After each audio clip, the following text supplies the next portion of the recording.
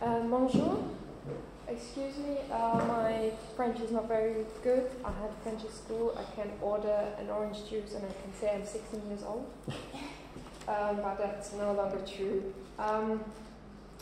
So I will present to you my work at my organization, the Fair Network, and also would like to discuss or present some issues and opportunities to you that Sport for Refugees brings, and I'll try to make it short so that it's easy for all to translate. Okay, cool.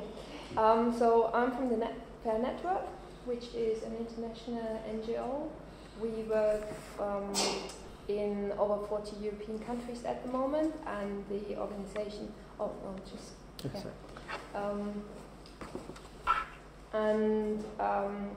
it's a network of very different organizations. We have members that are NGOs, ethnic minority groups, LGBT communities, football clubs, federations, and many other organizations who are all under the umbrella of the Fair Network. And the uniting factor is that they all use football as a tool for social inclusion, and that they tackle discrimination in football. So not just racism, but also homophobia, sexism, discrimination on the basis of religion, and many more.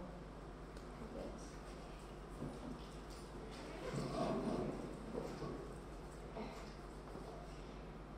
Bonjour, donc je m'appelle Claudia, j'ai quelques notions de français, mais pas beaucoup. Je sais dire que j'ai 16 ans, mais j'ai plus 16 ans, donc je vais m'exprimer en anglais, et donc la lectrice fera son travail. Et donc je travaille pour un réseau qui s'appelle Fair Network, et on travaille sur toutes ces questions de réfugiés. Donc Fair Network est une ONG internationale, et on est présent dans 14 États membres de l'Union européenne. On regroupe différentes organisations. Donc on est comme un parapluie, un umbrella NGO. Donc on regroupe des ONG, des groupes ethniques, des groupes pour la protection des personnes LGBT, des clubs de football, des fédérations, etc. Donc on regroupe toutes ces composantes-là, et on travaille autour du football avec le but de promouvoir l'inclusion sociale et de lutter contre les discriminations, quelles qu'elles soient. Ça peut être le racisme, mais pas seulement. L'homophobie, toutes sortes de discriminations. Okay, so when we talk about sport for refugees, I might use sport and football interchangeable, but we only work in football. But many of what I say also applies to many other sports. It's very universal. When we talk about sports for refugees, there are issues that often come up, and that can sometimes pose a challenge or difficulty to organize activities for sports. We heard from activities for refugees. We heard from Madame Taksil just in the introduction that there's sometimes a difficulty in the perception of different categories of people. I don't want to go into too much detail because that would take too long, but we have to consider the different situations of people that we want to work with. So whether they are migrants, refugees, asylum seekers, whether they have been accepted or not, whether they are in transit, someone who just wants to pass through a country, he or she might not want to, or might not be able to attend regular sports sessions, but still sport can help them to maintain a healthy lifestyle. Also, what we've noted is that there is a growing anti-refugee movement across Europe. We can see that in the recent elections, not just in Germany, but also in other countries when we look towards the east. But we can also see that in football stadiums where there's supporter groups that might chant anti-refugee chants or racist abuse or show banners against refugees. Donc là, quand je vais vous parler du sport, j'utilise un peu les termes sport et football de façon un peu interchangeable, mais pour moi, bon, c'est toujours les mêmes valeurs universelles qui sont promues à travers ces deux activités, le sport et le football. Mais ce que je vois, c'est qu'il y a beaucoup de problèmes qui sont synonymes de défis pour nous, et nous avons parfois des difficultés à organiser des activités pour les réfugiés. Vous avez vu ce qu'a dit Madame Taxil sur les différentes catégories de réfugiés, de migrants, etc. Et nous devons aussi prendre en compte la perception que les gens ont de ces différents groupes de personnes. Nous devons vraiment penser à la situation de ces différents migrants, de ces réfugiés, de ces demandeurs d'asile, qui parfois ne font que passer par un pays, donc ça peut être difficile d'organiser des activités pour eux, même si le sport est quand même quelque chose d'important et qui contribue à leur bien-être. Et en plus de ces différentes situations, nous devons aussi prendre en compte le fait qu'il y a une montée de mouvements anti-réfugiés partout dans l'Union européenne, pas seulement en Allemagne, on a vu récemment les dernières élections d'Allemagne, mais dans toute l'Europe aussi, et nous le voyons aussi parfois dans les stades de foot, où parfois il y a des chants racistes qui sont chantés, et d'autres manifestations de racisme. Another issue that often comes up when I'm always talking about the European perspective, not all issues that I mention have to appear everywhere.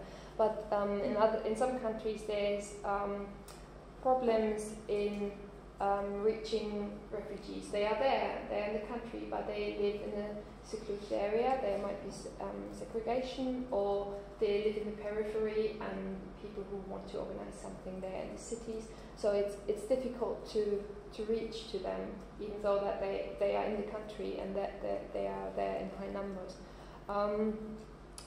Also, sometimes it's difficult for organizations to book facilities. Sometimes they find it difficult to book a gym for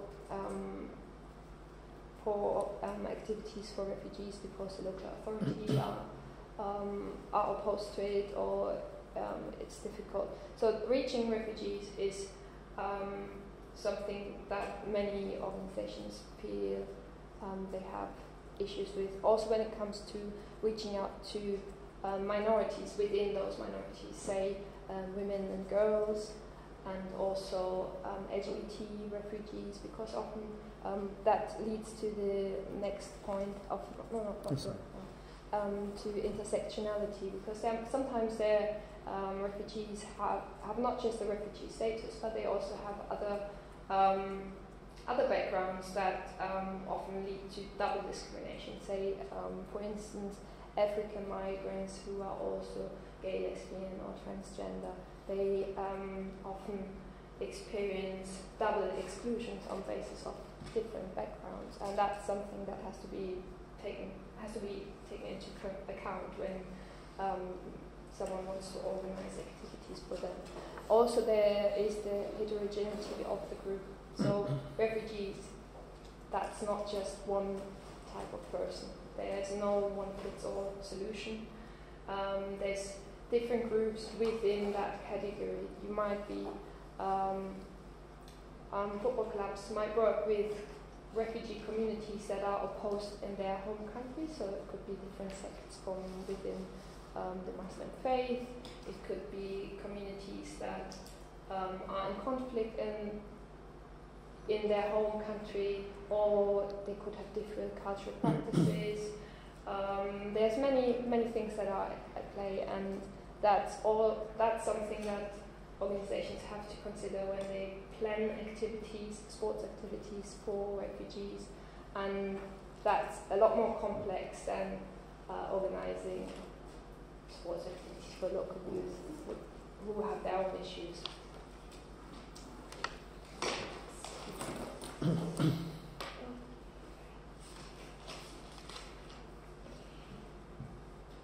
Donc nous avons aussi un autre problème, c'est que, là je parle surtout au niveau européen, on a le problème que c'est pas facile parfois d'atteindre ces réfugiés, Parfois, il y a de la ségrégation, ils vivent parfois dans des banlieues, donc c'est pas facile vraiment de les atteindre, d'aller jusqu'à eux. Ça peut être difficile aussi de réserver des salles de sport, des gymnases pour organiser ces activités sportives. Parfois, les autorités locales sont opposées à ce genre de choses-là. Donc, le fait d'aller jusqu'à ces réfugiés peut être difficile. En plus de cela, il y a la difficulté aussi, c'est qu'on doit aussi atteindre des minorités. Donc, le groupe des réfugiés n'est pas un groupe homogène. Il y a aussi à l'intérieur de ce groupe d'autres minorités. Il y a des femmes ou des fillettes qui doivent aussi être atteintes. Voilà, on doit pouvoir les proposer des activités aussi à ces groupes-là. Et il y a aussi d'autres contextes qui créent une sorte de double discrimination. Si par exemple certains de ces réfugiés ou migrants sont homosexuels ou lesbiennes, etc. Donc ça crée un contexte de double discrimination. Donc c'est important de prendre en compte l'hétérogénéité du groupe des migrants et réfugiés. Il n'y a pas de solution toute faite qui peut convenir à tout le monde, en gros. Il y a différents groupes dans cette catégorie de réfugiés. Nous devons aussi prendre en compte le fait que, dans certains cas, les réfugiés comprennent des catégories, des communautés qui ne s'entendent pas toujours bien dans leur pays d'origine. Ils peuvent avoir des religions différentes, des pratiques différentes, et parfois ils peuvent être en conflit aussi dans leur pays d'origine. Donc les organisations doivent tenir compte de tous ces aspects-là, et c'est beaucoup plus complexe que ça lorsqu'on doit organiser des activités sportives. One more thing on problems that might come up before I move on to opportunities is the football regulations.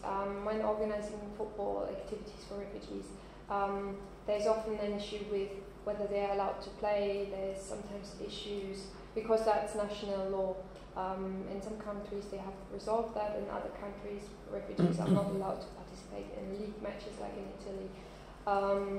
Also there's often a question about insurance when refugees travel to matches, to away matches. Are they allowed to travel at all, or do they have to stay where they're registered? There's lots of different issues within the football regulations that haven't been resolved, but there are ways of addressing them locally. The opportunity for sport for refugees, the opportunities are very, very big. We can't repeat that often enough. Of course, it's a very good tool for social inclusion, and it helps refugees to maintain their, or not to maintain, but regain mental health, physical health. It's a tool for personal development and also for empowerment. But it also helps preventing crime and also radicalization. That's something not everyone has acknowledged yet, but that is a fact. Also, the grassroots methodology of this, it's a bottom-up approach of organizing something local can have a very big impact. Not everyone sees that as sees those local interventions as a big, impactful intervention, but we think that those bottom-up approaches are very useful to tackle a problem which is really a European problem at the moment, and many countries, many governments don't have developed a positive public strategy towards integrating refugees. So local interventions can be very useful to do that. Also, it can address the demographic change. Many sports clubs or football clubs in Europe, they struggle to find members, they struggle to find volunteers, they struggle to find coaches. So including refugees can really help them to be sustainable, and also can help them to work with them and to build a new, so to say, constituency and find a new target group, a new base to work with. And of course, I mentioned it before, there is an anti-refugee movement going on, but on the other side, working with refugees through sport helps to tackle that movement as well. If you mix groups, if you bring in local youth, local populations, and if you get them in touch, that is a very effective tool to counter those anti-refugee movements and racism and all those negative reactions from local populations.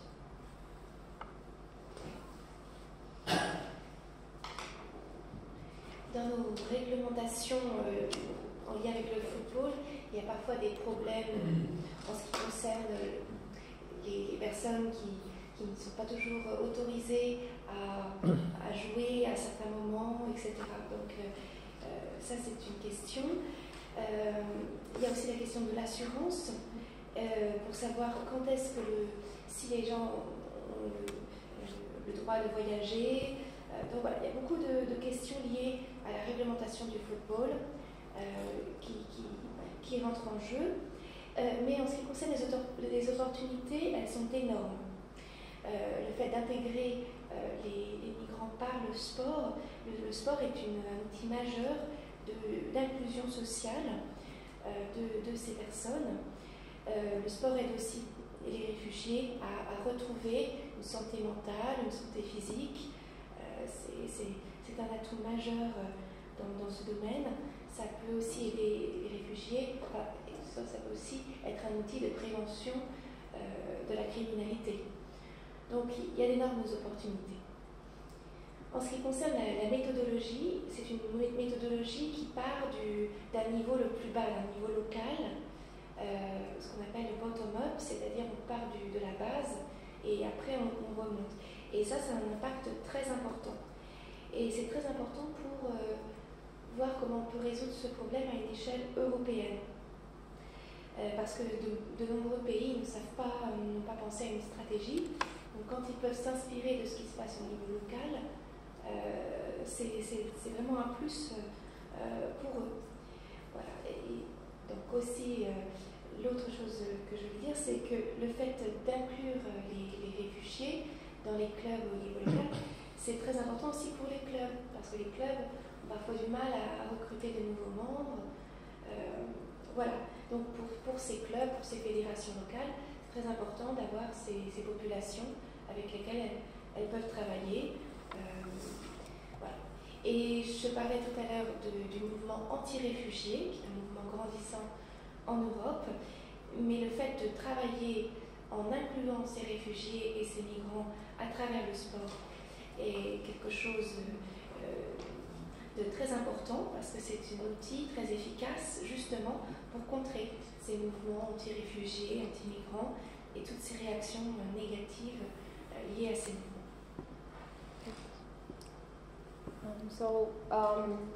What our role as an organization in that whole discussion is that we exchange best practice. So through our network, we learn about many different activities and practices that take place across Europe.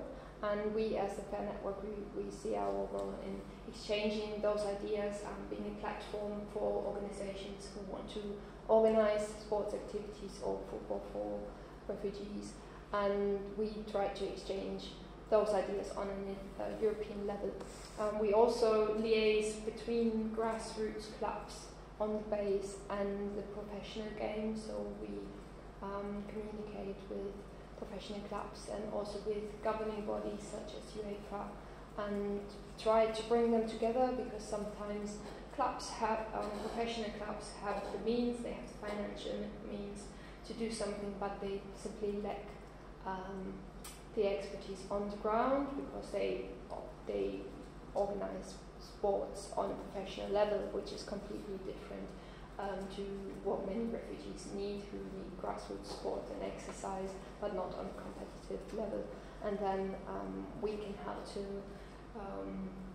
bring them in contact with local NGOs who can exactly deliver that low threshold sports activities. We also, because I mentioned earlier, it's sometimes difficult for refugees and organizations to meet each other or to find each other and to know what's going on. We set up a database for refugees and sports football activities. So we list clubs, NGOs, initiatives that organize sports or football activities for refugees across Europe. At the moment there's initiatives from 25 countries in the database, so around 220 activities are listed there from organizations that run regular activities. So that database is there to help people to find out what's going on, what can we do, who can I contact. That is meant to give a first incentive to start something or to find where refugees can exercise. Then also we support local projects in several countries with ongoing activities. Like in France, we work with Les Deux Gommeuses, that's a women's football club who organize activities for gay for lesbian refugees from Africa. They are based in Paris and we support them with their work. We also support groups in Italy where there's a very high influx of refugees, as everyone knows. And so we support them financially and help them run their projects. And you might have seen the posters and brochures in the foyer. We've just launched yesterday the Football People Action Weeks. That's a campaign that we run every year for 2 weeks in October. It's the biggest campaign for social inclusion in football in Europe at the moment, and we coordinate that across Europe. At the moment we have about 2,000 activities taking place in over 40 countries, so that keeps us very busy at the moment.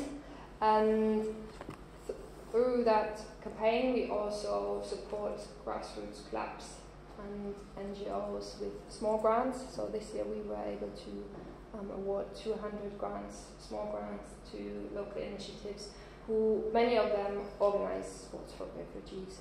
And the Football People Weeks is a participatory campaign which allows everyone to take part in it. So that's open for everyone. So that was it.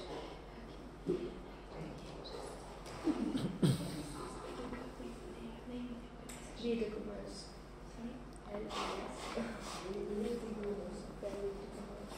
Lady Girls. Les Deux Gommeuses. Je vais juste faire une petite parenthèse.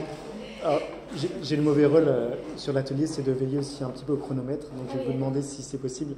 Je ne sais pas si tout le monde est plutôt à l'aise avec l'anglais, ou moins pour la lecture peut-être. Et si, je pense qu'on peut faire le défilé en anglais. Et s'il y a des questions à la fin, peut-être les poser à Aude qui pourra faire la transition.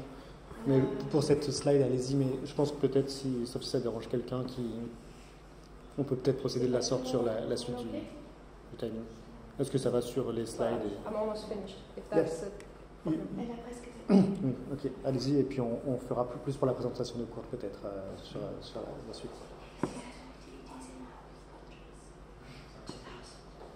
Sinon, en fait, on a un temps réduit et c'est vrai qu'il faut laisser un petit peu de temps d'échange aussi.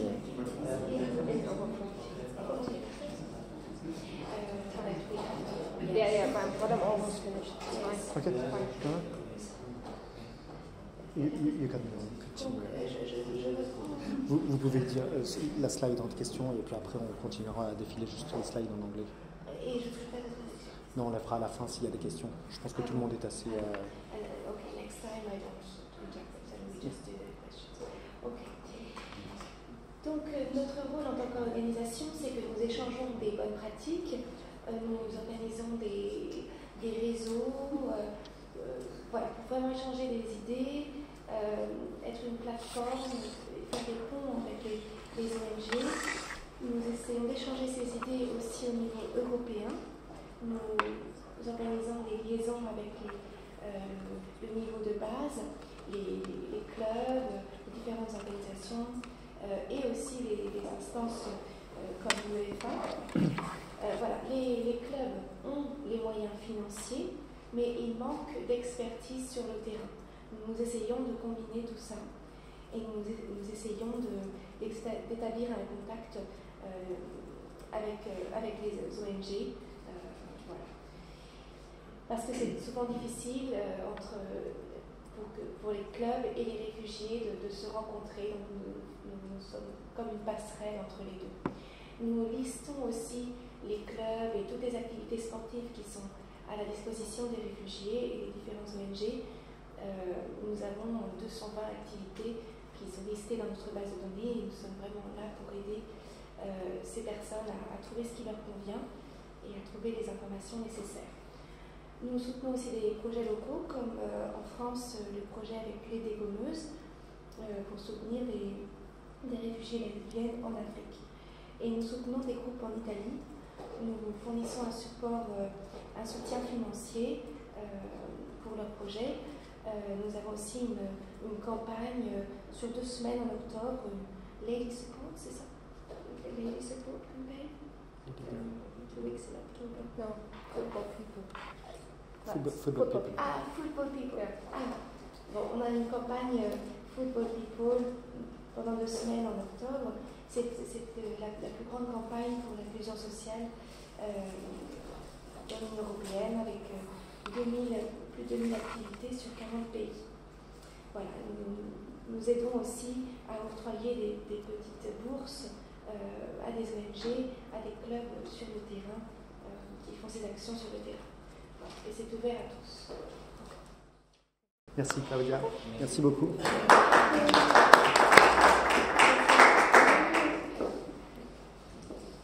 Et donc, je vais donner la parole à Kurt du réseau Sport Inclusion Network. Kurt va présenter son PowerPoint et pareil, si vous avez des questions ou des problèmes, des questions sur l'initiative ou sur la présentation, n'hésitez pas à nous interrompre pour pouvoir les poser à Kurt. Merci. Is this working? Okay. Bonjour à tous, je ne parle pas français aussi, je suis désolé, je vais continuer en anglais.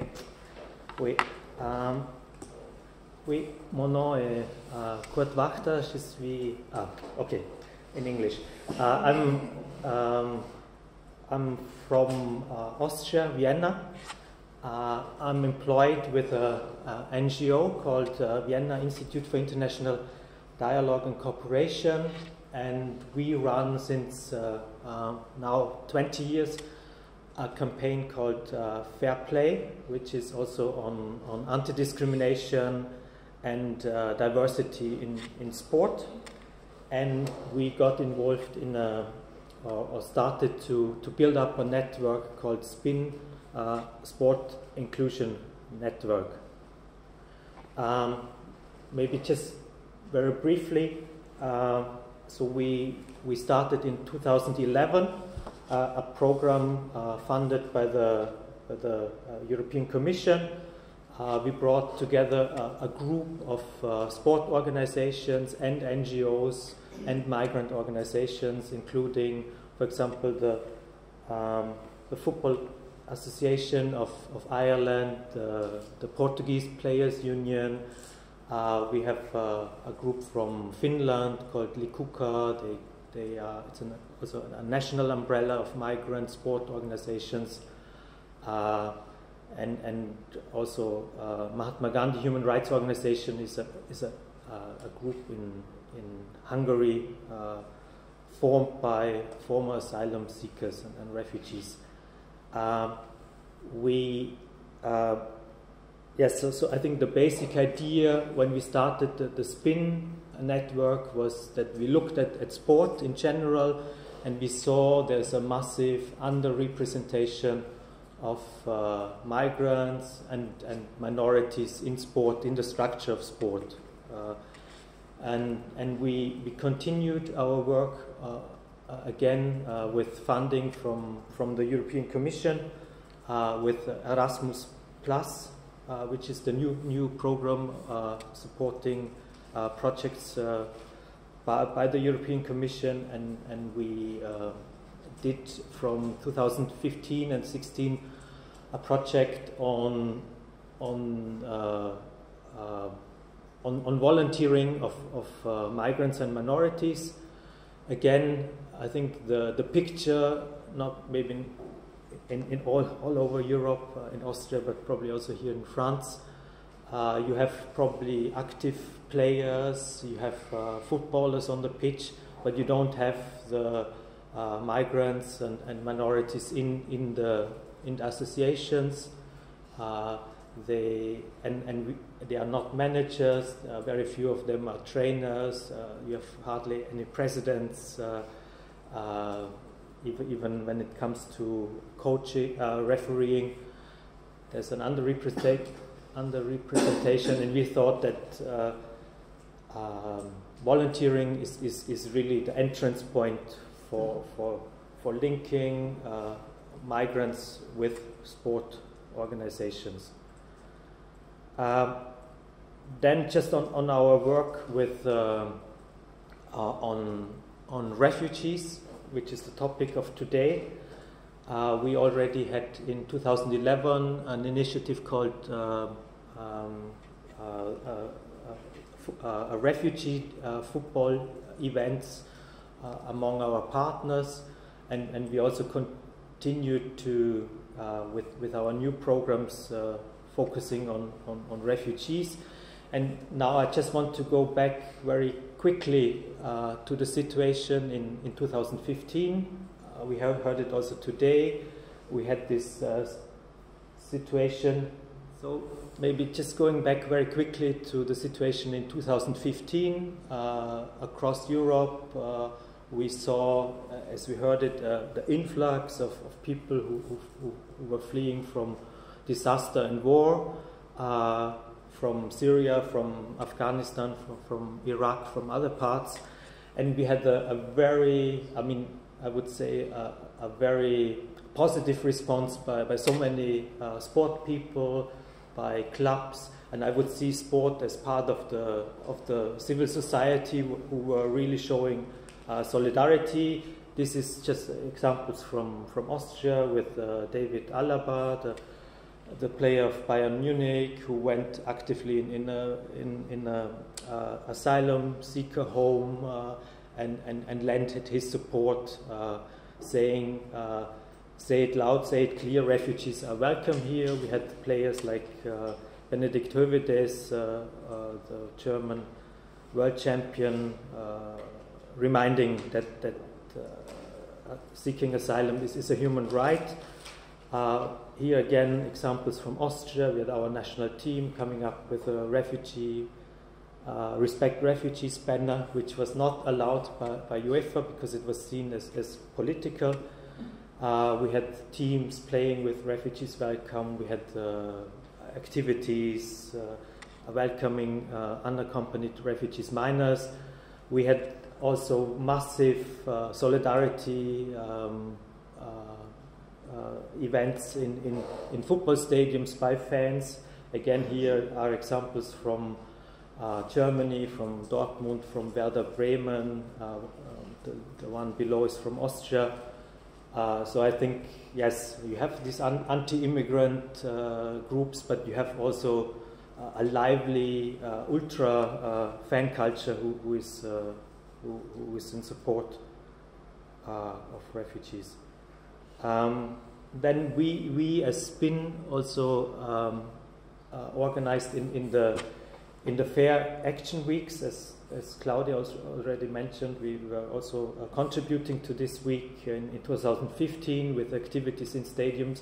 Here's one picture from the Premier League in Hungary. That was DVTK, a team in the eastern part of Hungary, playing Ferencváros, and they came up with this Football Welcomes Refugee banner, something I would say which is not anymore possible in Hungary, because the mood totally changed. But I think in this time, 2015, there was still a bit of a window of opportunity. We had also our partners from Hungary. They went to the refugee camps in Röszke, the border camp between Hungary and Croatia, and they tried to lend support. Yes, I think now I will just turn to the new project we are working on now, which is called Sport Welcomes Refugees. So we wanted to go a step further and really looking into some of the details. What is the new situation after the after this influx of refugees in 2015? How do clubs, associations cope with the situation? And we think that there's a massive need for training, for networking, for exchanging best practice among the groups to really find out what is needed. And we had again. We use refugees, but as it was mentioned already, refugees is also a bit of a political term. So we wouldn't differentiate in a very strict sense who is a refugee or an asylum seeker or a migrant. But we thought that refugees is a political term as well, and it used to be rather positive, I would say. Or is still probably.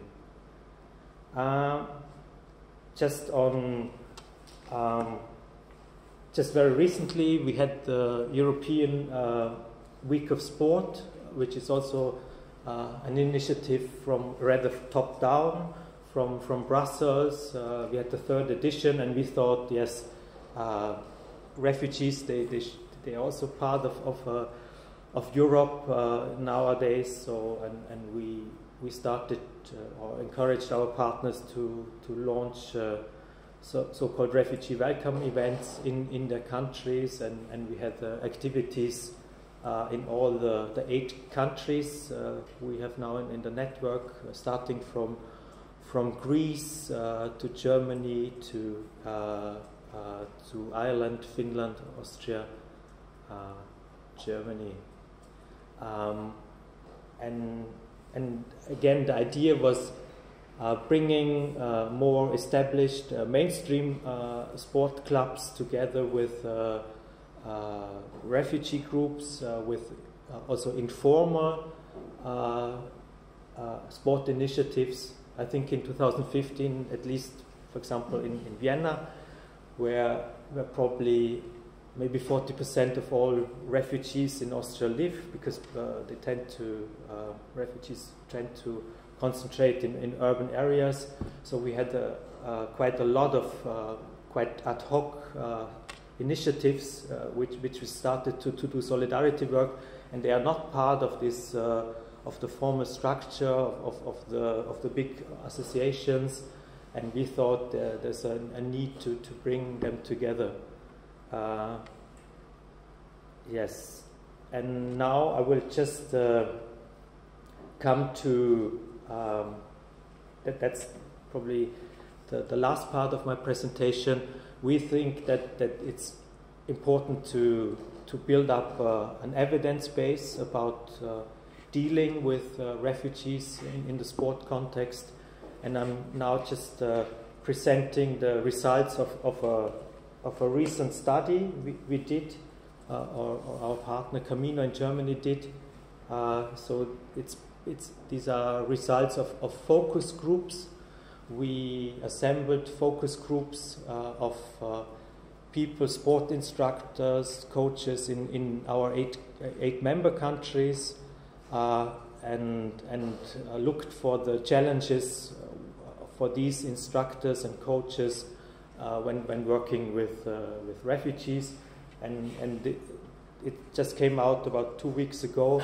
You can also find it online, and also outside you will see, you will find some of our publications on the table. So if you speak English, or if you're interested, then do that. And just very quickly going through some of the main points. Some were probably mentioned, but maybe others not. What are the challenges? I think there's still a language barrier. Everybody talks about sport is universal, sport is an international language, but you need language. And we found out that training sessions are still based too much on verbal information. Coaches tend to speak too fast. They use too complex explanations, so we need more non-verbal methods. Then I think there's this lack of contact and access to homes where refugees and asylum seekers are residing. Sometimes it's very bureaucratic to make contacts, and most of the times it's based also on individual contact with individuals working in these homes in order to access refugees. I think a very important point we found out is we always talk about refugees, but women and girls within the refugee communities are when it comes to sport, are highly underrepresented. Sport programs do not reach out to women and girls. There are probably just maybe two reasons. First of all, the male-dominated structures in sport. For example, football, you have a male football team, but you don't have a women's football team. You don't have female instructors in a lot of cases. Then also probably a factor relating to the culture where some of the women come from. Sport was not part of their life. There was a lack of role models. So there's not,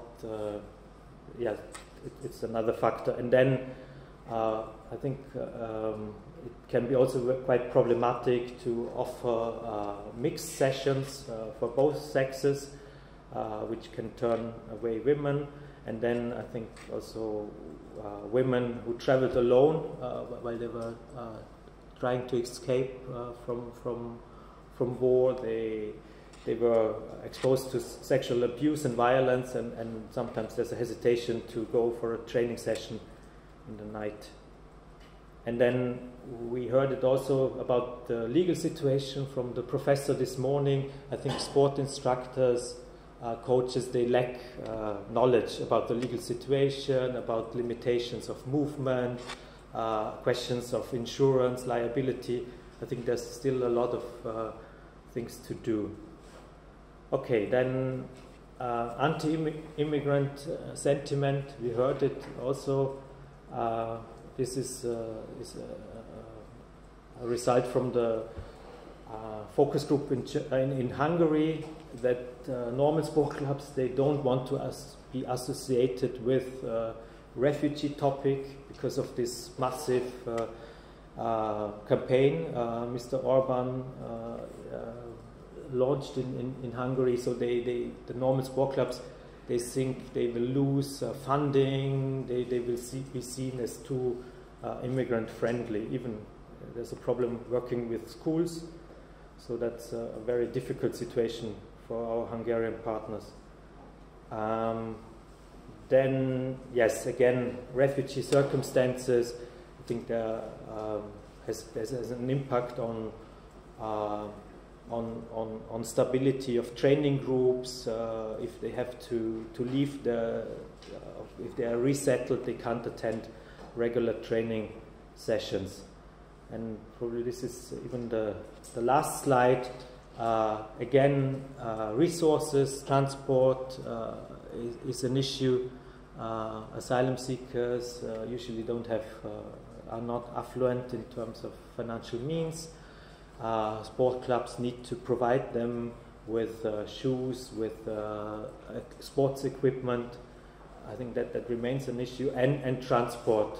I mean, if you are in a city with a good public transport system, it's easier. But if you are in the countryside, if you are on the periphery of a city, it can be a big hassle to come to training sessions or to competitions.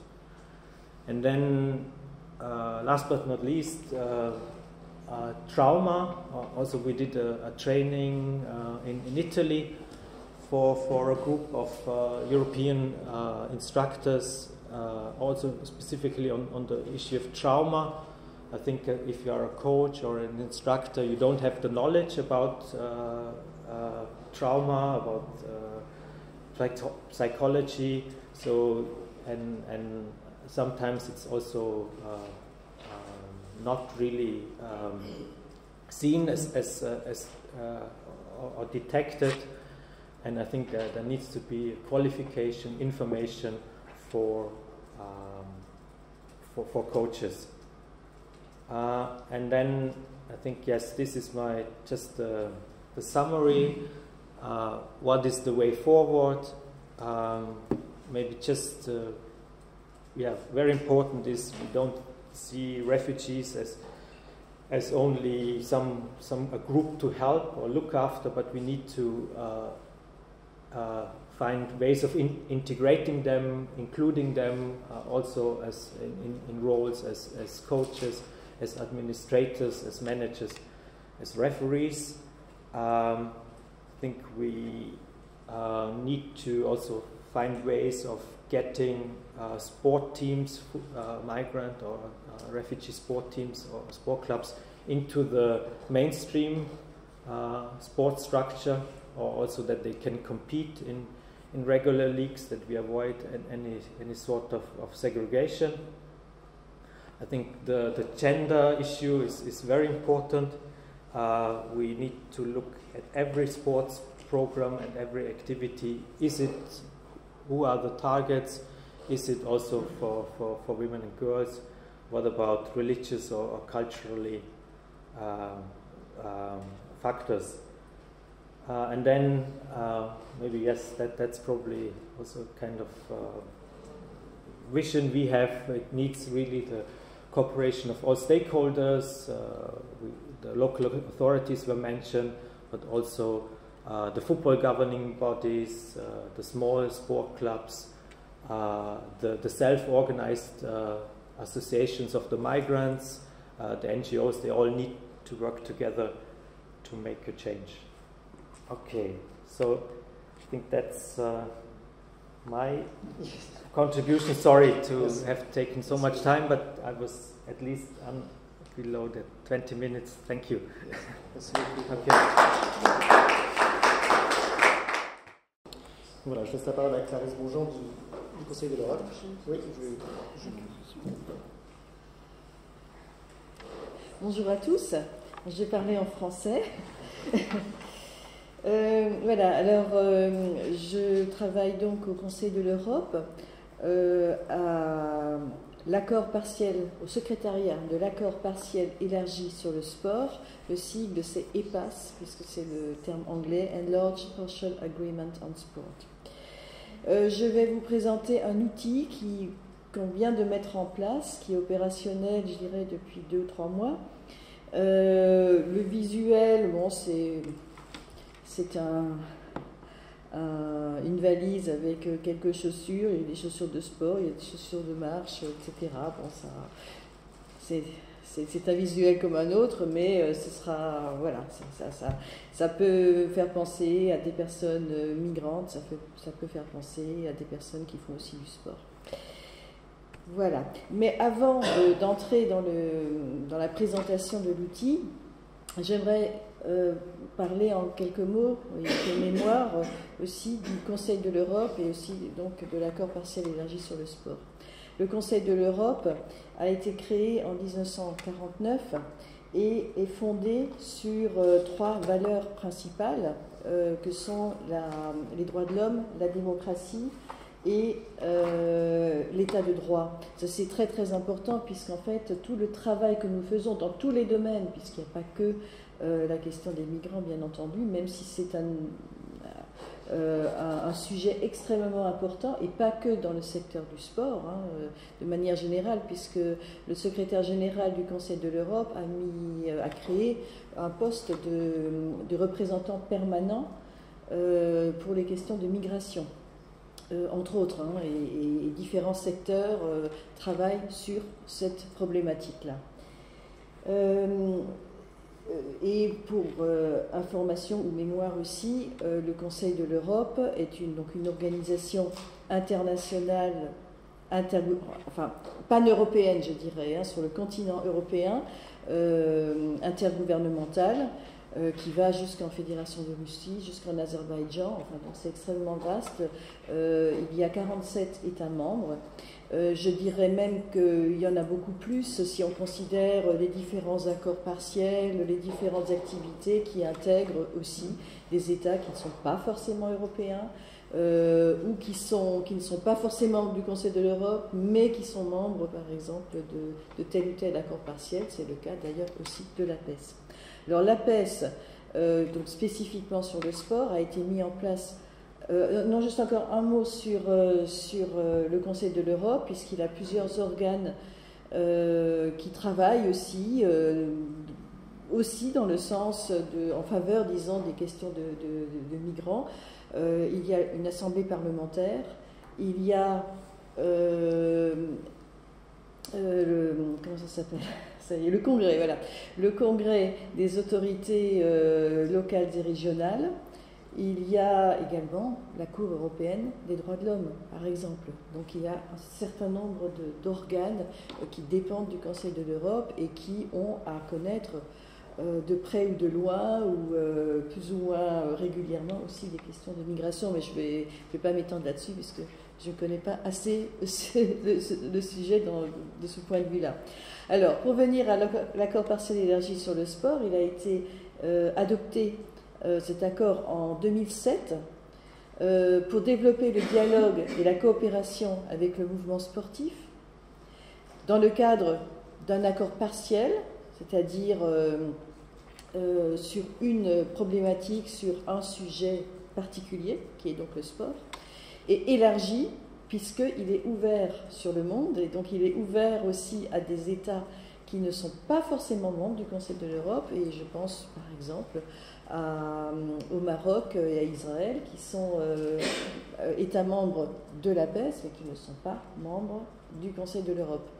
Bien entendu, dans toutes nos activités, nous travaillons aussi avec des États qui sont sur d'autres continents. Je pense au Canada, je pense à l'Australie, je pense aux États-Unis, etc.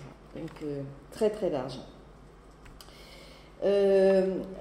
Alors cet accord partiel est organisé de manière suivante. Il y a un comité de direction qui est composé des représentants des 38 États membres, qui ne sont, disons, il n'y a pas tous les États membres du Conseil de l'Europe qui ont adopté qui sont membres de l'APES, par exemple. Hein, donc c'est un petit peu compliqué tout ça. Et puis il y a aussi un comité consultatif qui est très très important dans notre organisation et qui regroupe une trentaine d'organisations internationales non gouvernementales liées au sport. Donc c'est vraiment très très intéressant et très important. On travaille avec le CIO, on travaille avec bien sûr, plein d'autres organisations. Les activités de l'APES, c'est le développement de normes. En fait, on initie des conventions, des recommandations. Par exemple, les 3 conventions sur lesquelles on travaille énormément, bien entendu, c'est la convention antidopage, la convention match fixing, enfin sur la manipulation des résultats de compétitions sportives, sur la manipulation de compétitions sportives, c'est ça le terme exact. Également, donc, cette convention-là a été adoptée en 2014. Elle est en cours de signature et de ratification. Elle n'est pas encore entrée en vigueur, puisqu'il faut trois ratifications. Pour le moment, ce n'est pas encore le cas, même si tous les États sont intéressés, même bien au-delà de l'Europe. Et la dernière, c'est la Convention sur la sécurité, la sûreté et les services qui concernent les questions de violence dans les stades et qui renouvelle une ancienne convention qui avait été prise en 1985 et qui, elle, va sûrement entrer en vigueur très prochainement. Donc, développement de normes, monitoring, c'est-à-dire contrôle de ces normes, contrôle de l'application de ces normes, c'est très important. Assistance aux États qui en font la demande sur des questions de formation avec des conférences, etc. Il y a une conférence des ministres européens en charge du sport tous les 2 ans sur des problématiques telles que la bonne gouvernance, telles que l'antidopage, enfin, voilà, sur plein de sujets. Et je dirais que l'activité principale du secrétariat de l'APES porte sur des questions de diversité, de manière générale, disons, de toutes sortes de problématiques, dont la question des migrants, qui a été retenue, ce sujet a été retenu en 2014 et a été mis en œuvre en 2016 par une conférence qui s'est passée à Vienne, sur l'intégration par le sport des migrants nouvellement arrivés.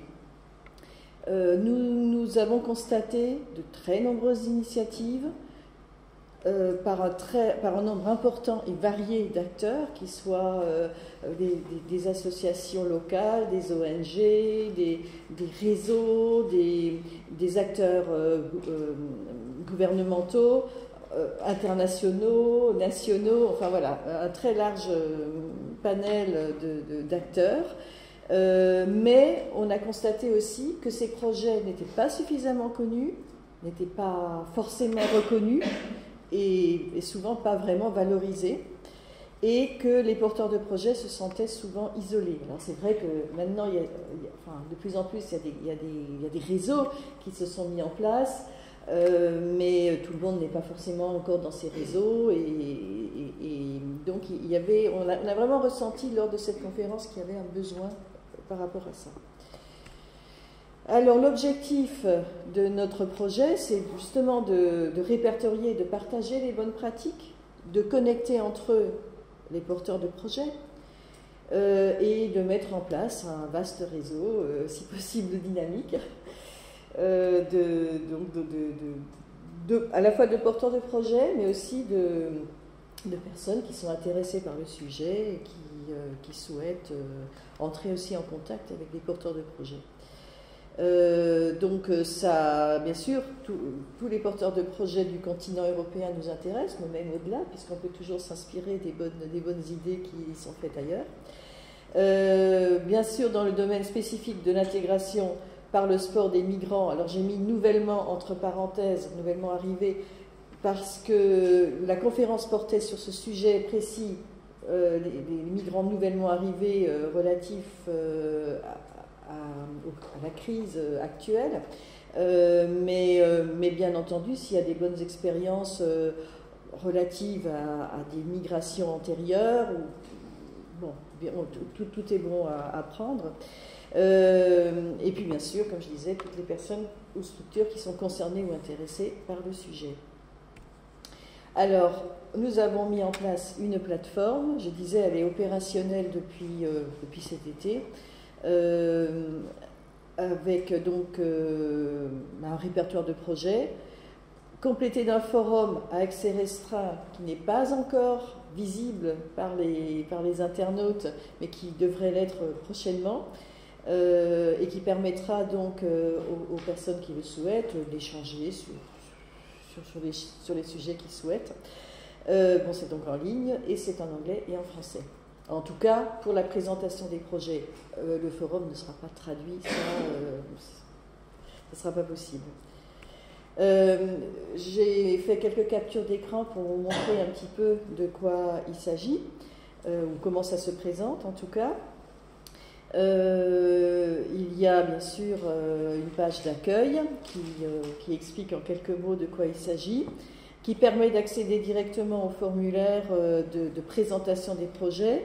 Il y a également un mot introductif par un enseignant en sciences du sport, William Gasparini, qui a fait un petit topo sur la question qui nous préoccupe dans ce cadre-là.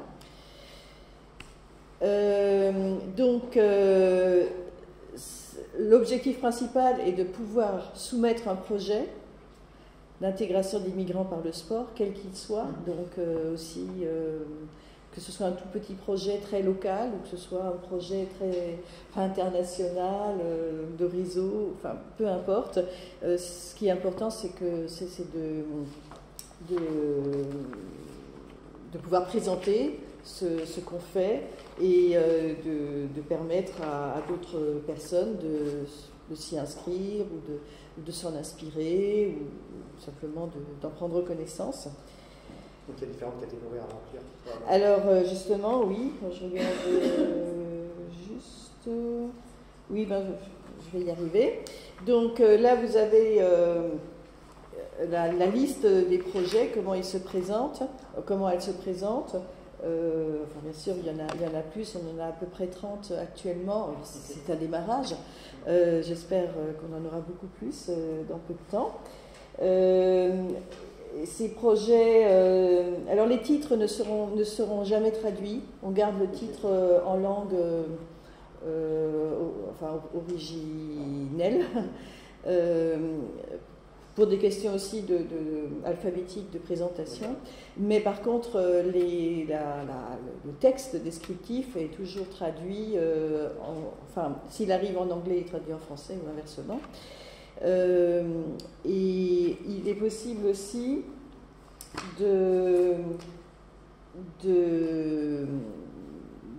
par exemple, vous cherchez un projet qui se passe dans votre pays, en Italie, eh bien vous cliquez sur Italie et il sortira tous les projets qui ont été déposés là et qui concernent l'Italie.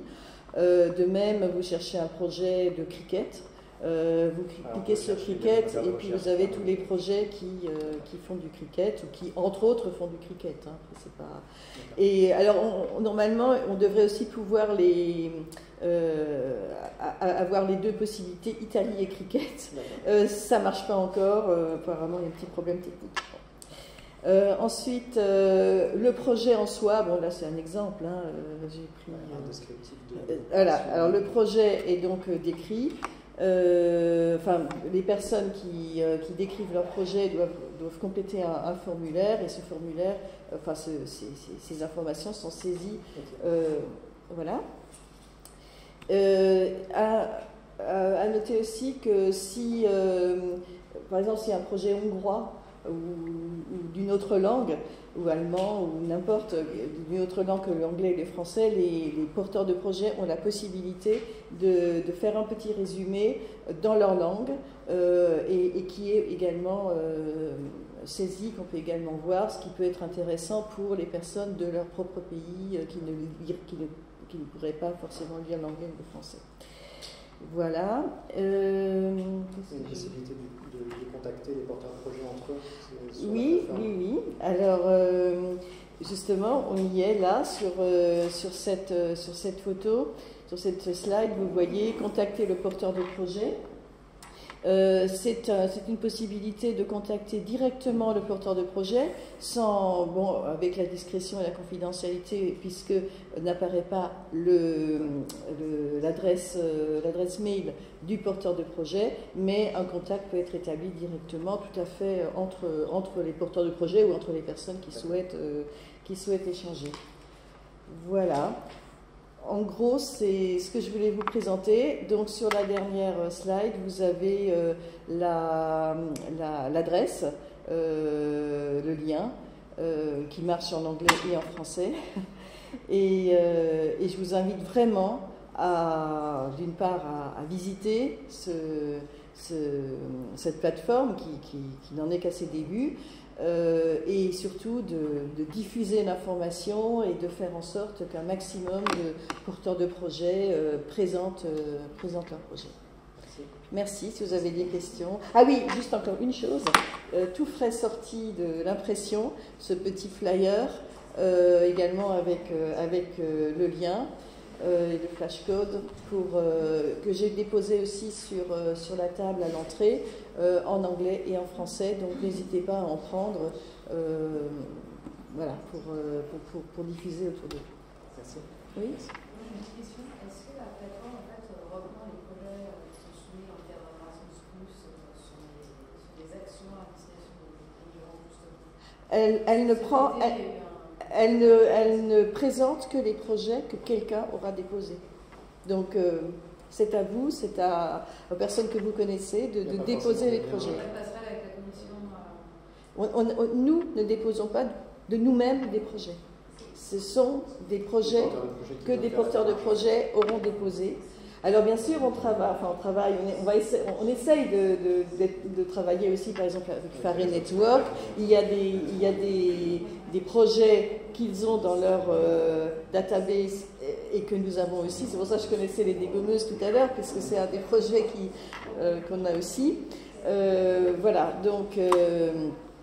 mais c'est vrai que nous ne déposons pas de projet. C'est vraiment un outil qui est mis à la disposition des porteurs de projets et on espère qu'une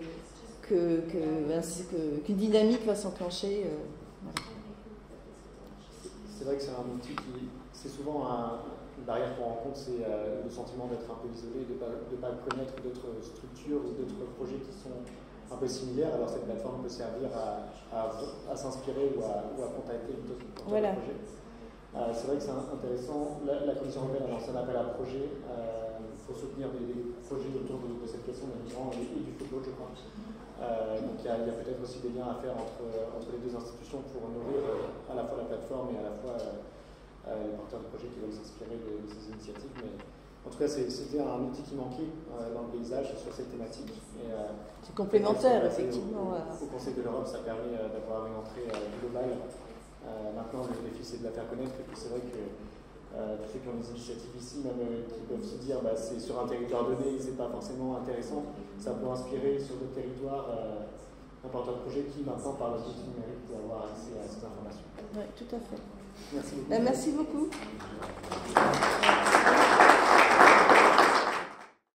Bonjour à tous, je m'appelle Pierre Le Pelletier, je travaille pour le comité régional Sport pour tous. Je vais dresser le cadre rapidement de mon association et puis décrire l'action telle qu'elle est menée.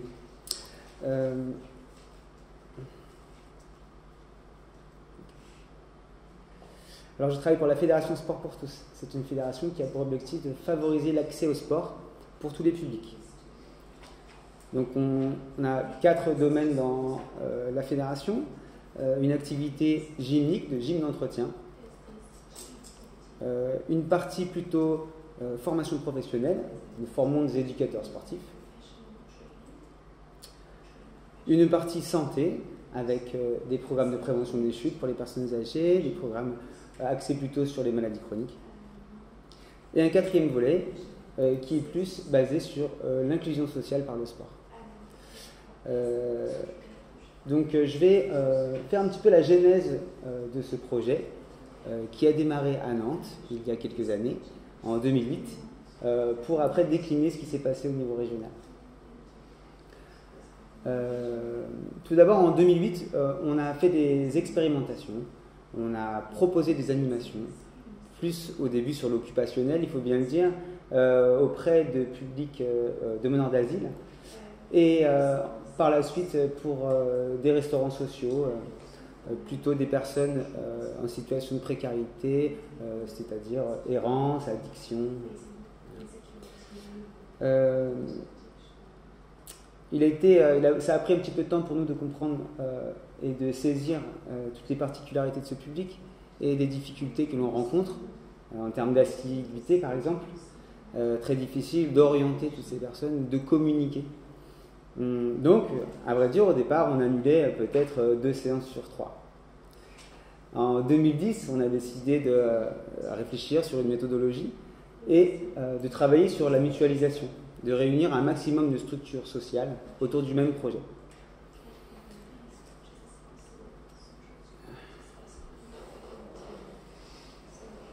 Aujourd'hui, on compte une quinzaine de structures sociales à Nantes. Dans ce réseau, nous accueillons des personnes issues de l'immigration, des personnes ayant des troubles psychiques, des personnes sans emploi, des personnes ayant des comportements addictifs. Bref, toute personne adulte en situation de précarité, précarité sociale, financière, voire même affective.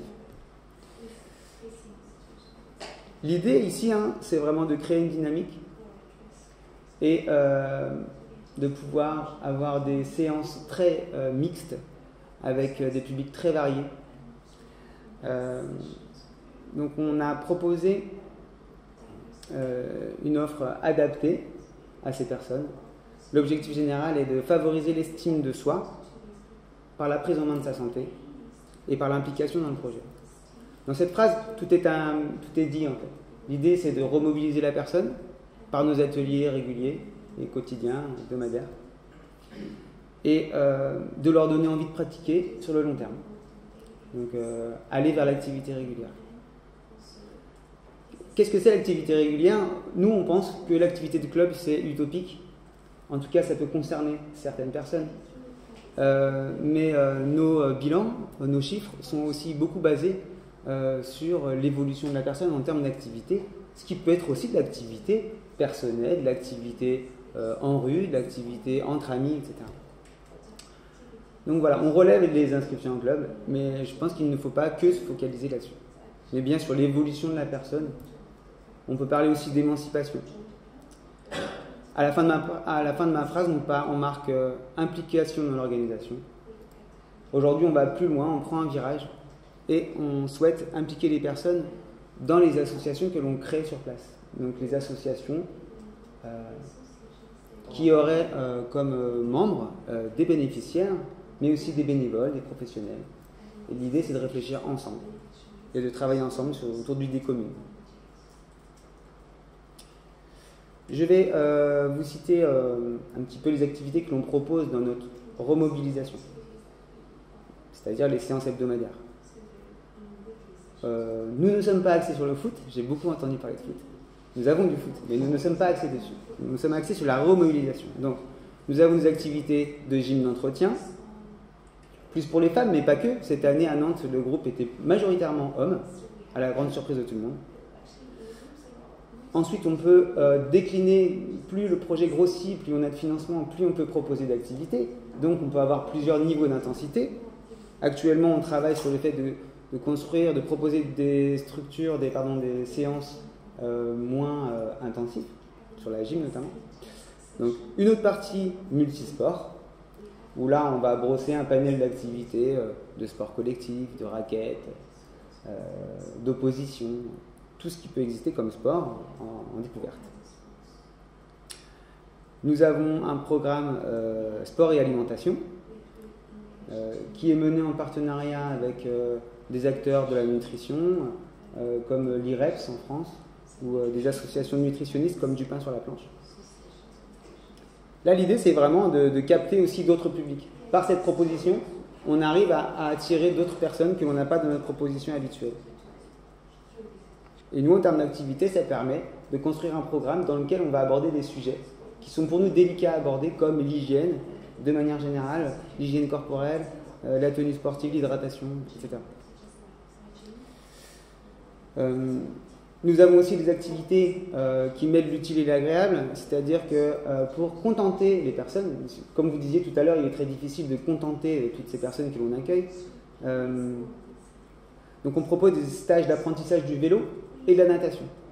Donc en termes de mobilité, par exemple, la partie vélo est l'un des plus beaux projets dans la mesure où tout de suite on voit l'évolution de la personne et ce que ça peut lui apporter.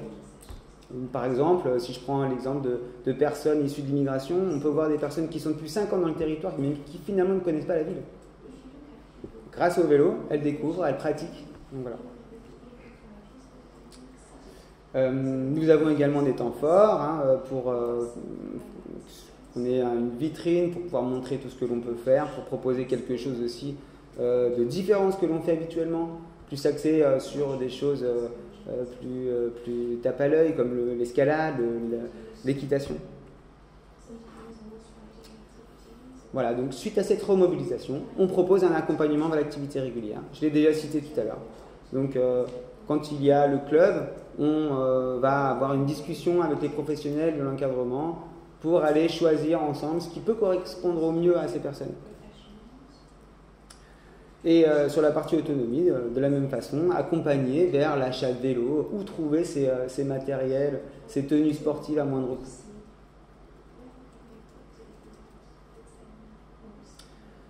Je vais faire un petit point sur la communication.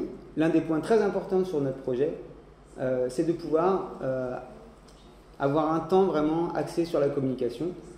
Donc, nous avons des volontaires en service civique qui font 24 heures par semaine chez nous. Et ces personnes ont pour mission la médiation et la communication. Elles vont au plus près des personnes qui sont accueillies dans les structures sociales. L'idée, c'est vraiment d'être le lien entre les professionnels du sport, de la santé et du social. Ces personnes vont serrer des mains, boire des cafés, passer du temps avec elles et accompagner sur les séances, mais aussi vers l'activité régulière. Un petit bilan chiffré pour vous donner un ordre d'idée. Nous accueillons 225 personnes sur Nantes. Je suis encore sur Nantes, je vous parlerai rapidement après de la régionalisation, avec des petits chiffres par activité. Je passe rapidement ça. Pour moi, cette fiche est plus intéressante. Là, on est sur l'accompagnement. Qu'est-ce que l'on fait en termes d'accompagnement? On peut voir le premier chiffre de 237 places d'événements sportifs distribués. C'est-à-dire que l'on propose aux personnes d'aller voir des événements sportifs, des événements culturels, ensemble. Et là, on s'appuie sur le conseil départemental qui a créé une plateforme pour obtenir des places de sport, d'événements. On s'appuie sur des partenaires sportifs qui peuvent nous distribuer des places. 21 personnes bénévoles. Donc pour nous, ça, c'est vraiment l'aboutissement. Ce sont des personnes qui vont co-animer avec nous des activités. Donc il y a vraiment une notion de temps qui est très importante dans toutes ces activités. C'est-à-dire que des personnes issues de l'immigration qui arrivent, avec qui on a une barrière de la langue, on peut attendre un certain temps pour qu'elles puissent cerner tout ce qui va concerner l'implication dans un projet associatif. Mais aujourd'hui, à Nantes, où nous avons des personnes qui co-animent et qui sont intéressées pour rentrer dans l'implication du projet, dans le bureau de l'association. Les certificats médicaux, on a parlé de ça tout à l'heure aussi, j'ai entendu. Nous avons une convention avec Harmonie Mutuelle qui finance des certificats médicaux pour favoriser l'accès à la santé et donc au lien avec un médecin traitant. Un partenariat avec la CPM également pour les bilans de santé gratuits qui peut exister. Voilà, et puis vous voyez 9 inscriptions en club à Nantes sur 225 personnes accueillies. C'est pas énorme, mais par contre on a beaucoup de chiffres à côté sur les achats de vélos, les achats des tenues. Et le fait de participer aussi est une vraie victoire quand même sur des ateliers comme le nôtre. La notion de partenariat est très très importante dans ce type de projet, puisqu'évidemment les financements sont durs à réunir, même si on est très très soutenu actuellement. Par exemple, si on parle de la nutrition, on va trouver des acteurs de la nutrition qui sont subventionnés eux-mêmes, des acteurs sportifs également. La ville de Nantes nous soutient énormément et, grande nouveauté, et c'est l'une des seules dans la région, a mis en place une aide à l'adhésion. Donc elle commence cette année 2017. Toute personne nantaise pourra avoir une aide de 150 € pour aller dans un club. Donc il lui restera minimum 25 € à sa charge. Donc pour nous, ça c'est énorme cette nouvelle, c'est très nouveau et on attend que ça puisse gagner du terrain dans les autres villes de la région. Voilà, donc en 2013-14, l'ARS, l'Agence régionale de santé, et la direction régionale et départementale de la jeunesse, des sports, de la cohésion sociale, je l'ai dit, donc nous a contactés pour pouvoir régionaliser ce projet. Aujourd'hui, donc j'ai fait une petite carte là derrière. Vous pouvez voir que le projet nantais qui est au centre a fait des petits énormément et ce projet a été essaimé sur la région, donc en Vendée, à Saint-Nazaire, à Angers, en Mayenne, avec des particularités vraiment différentes selon les territoires. On peut voir en haut, en Mayenne, on n'a pas donc d'agglomération comme ça avec un gros foyer de structure sociale. Donc c'est vraiment un autre travail. Mais si on reprend un petit peu le même projet avec les services civiques. Voilà, je voudrais vraiment souligner aujourd'hui le virage que l'on prend là sur le fait d'impliquer les personnes. C'est quelque chose qui nous paraissait à nous utopique au démarrage du projet. Actuellement, on propose des groupes de travail pour constituer ces associations par territoire. Et nous avons des exemples de personnes issues de l'immigration qui font partie de ces groupes de travail, qui animent dans nos séances et qui vont faire partie des bureaux d'association. Voilà, je finirai là-dessus. Merci. Merci vraiment pour l'opération. Juste je dis pas là justement pour une illustration de cette régionalisation, parce que je crois que c'est la même structure, le même projet qui s'est matérialisé sur un autre territoire de la région. Et notre illustration de comment on peut faire au final passer d'un territoire à un territoire plus vaste, mais aussi quel impact ça peut avoir sur le territoire donné. Je crois que c'est dans le Saumurois. C'est ça. Hop, okay. Bonjour à vous.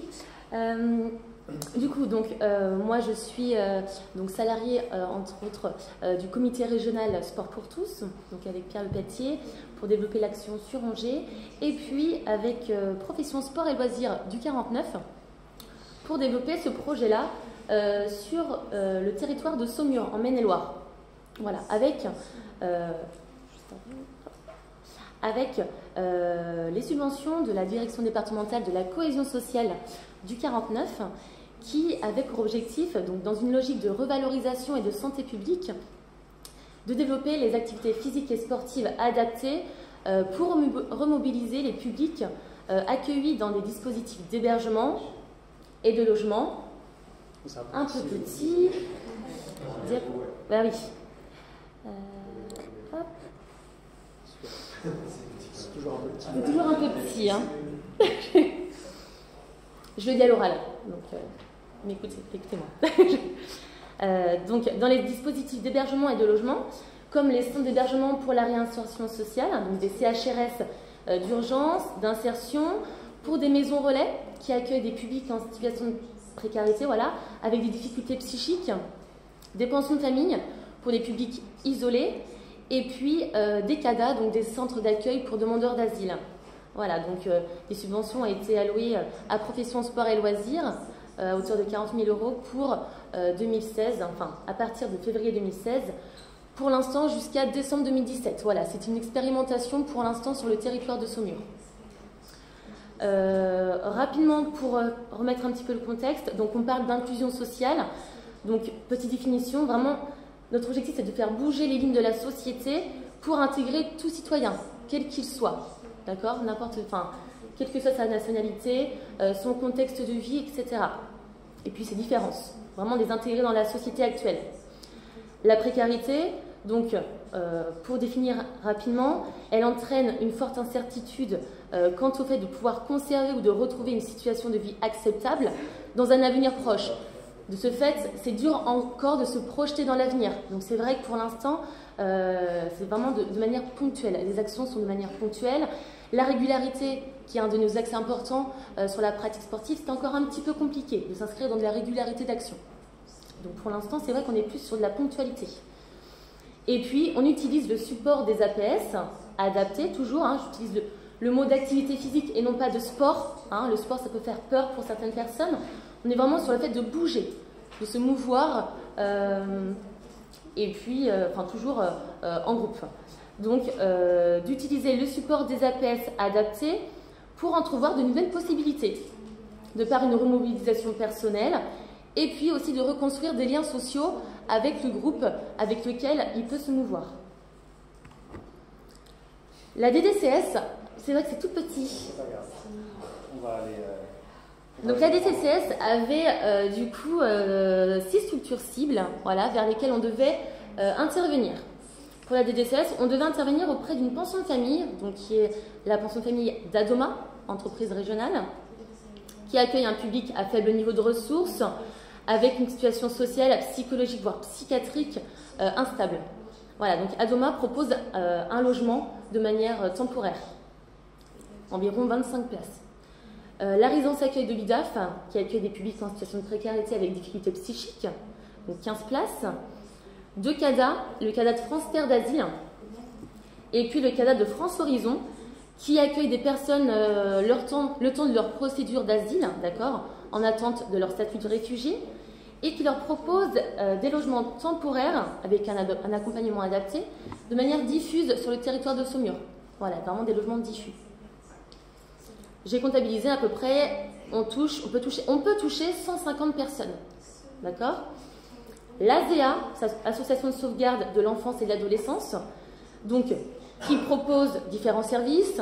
On a un CAO, un centre d'accueil et d'orientation, un CADA, un CHRS d'urgence, un CHRS d'insertion, et puis des chantiers d'insertion pour les jeunes qui sont accueillis. Donc il y a des jeunes environ entre 16 et 25 ans. Donc pareil, là encore on peut cibler une centaine de personnes. Et puis la dernière association, Habitat Solidarité ou encore Emmaüs, qui accueille des personnes en difficulté en recherche de logement. Donc il y a de la sous-location, il y a de l'urgence pour les familles et leurs enfants, il y a des logements tempo, c'est-à-dire que l'on va leur proposer par la suite un logement autonome, des logements aussi pour femmes victimes de violences, et puis des logements d'insertion. Donc voilà, c'est assez large, c'est un public assez hétérogène, mais on cible vraiment ce type de public. Nos objectifs, je reviens de part et d'autre des objectifs de Pierre sur le projet d'inclusion. Notre objectif, c'est vraiment d'intégrer les APS dans un parcours d'insertion, d'inclusion. D'intégrer, c'est aussi quelque chose de compliqué, d'intégrer les APSA, activités physiques sportives adaptées, dans le fonctionnement de la structure. Ce n'est pas de l'occupationnel, on est vraiment là dans un intérêt de la personne, pour la rendre autonome dans sa pratique.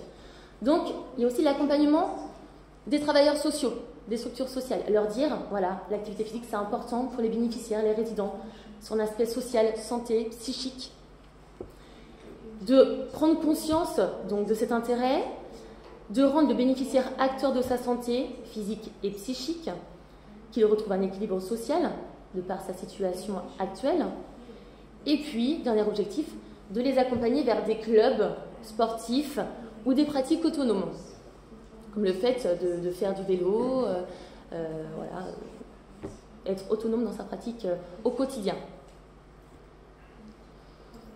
Sur Saumur, on a mis en place des créneaux donc, mutualisés pour l'ensemble de ces structures. Donc, je suis coordinatrice sur le projet.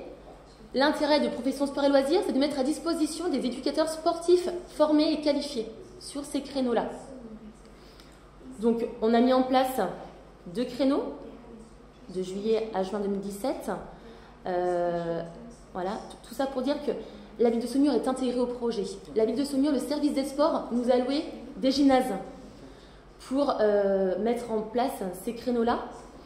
C'est vrai qu'un des freins de ces créneaux, c'est qu'on avait une faible participation des personnes. Donc, notre objectif, ça a été de mettre en place des temps forts pour remobiliser ces publics-là. On peut voir sur des photos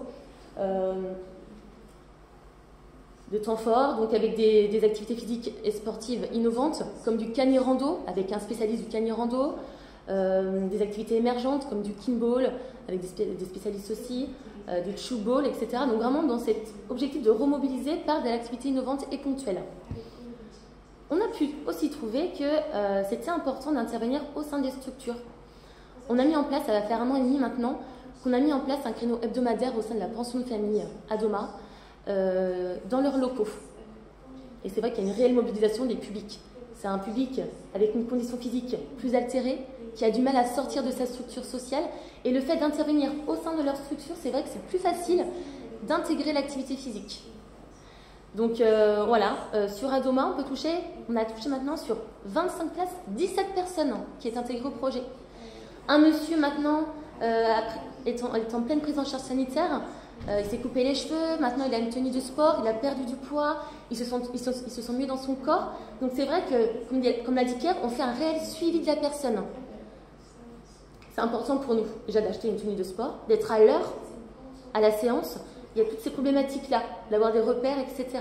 Donc on est vraiment sur le suivi de la personne et non pas, voilà, on fait de l'activité pour faire de l'activité. Non, on est là, on voit l'évolution de la personne. Donc Adoma, UDAF, il y a un professionnel aussi du sport qui intervient de manière hebdomadaire au sein de la structure.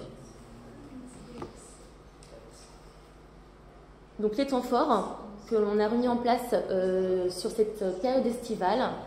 Là on peut voir, j'aime beaucoup cette photo de la dame à droite qui fait partie du centre d'un CADA qui avait un peu d'a priori pour faire de l'activité, elle observait.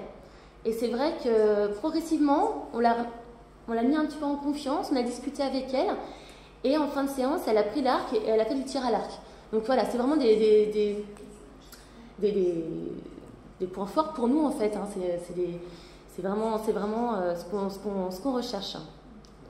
Voilà, donc on met en place des créneaux hebdomadaires. On a aussi le soutien du service animation jeunesse de la ville de Saumur qui nous propose, comme l'année dernière, qui nous a proposé d'aller voir les championnats du monde de handball. Donc avec un petit groupe du projet d'inclusion des structures sociales, on était 5, bon, c'est quand même bien 5. On est parti à Nantes avec les jeunes du service animation jeunesse et puis on a assisté au match de handball. Il y a un monsieur qui m'a dit c'est la première fois que je vais dans une salle de sport et que je vois un match de handball. Donc rien que pour ça, c'est vraiment très valorisant et très enrichissant. Avec un peu d'appréhension, hein. Le bruit, être dans des tribunes, c'est un peu compliqué, mais voilà, c'est des petites victoires comme ça qui s'accumulent et qui en fait la force du projet. Et puis on a aussi l'aide là d'une association, l'Aspire, dont on a parlé tout à l'heure, qui fait de l'insertion par l'insertion économique, de l'insertion par l'activité économique, merci monsieur Baffer, et du coup qui est prêt à faire des dons de vélo pour ces publics-là. Donc on est en train de travailler pour faire de l'apprentissage au vélo par cette aide du coup de la ville. Voilà, rapidement sur ce projet qui se développe tranquillement sur Saumur.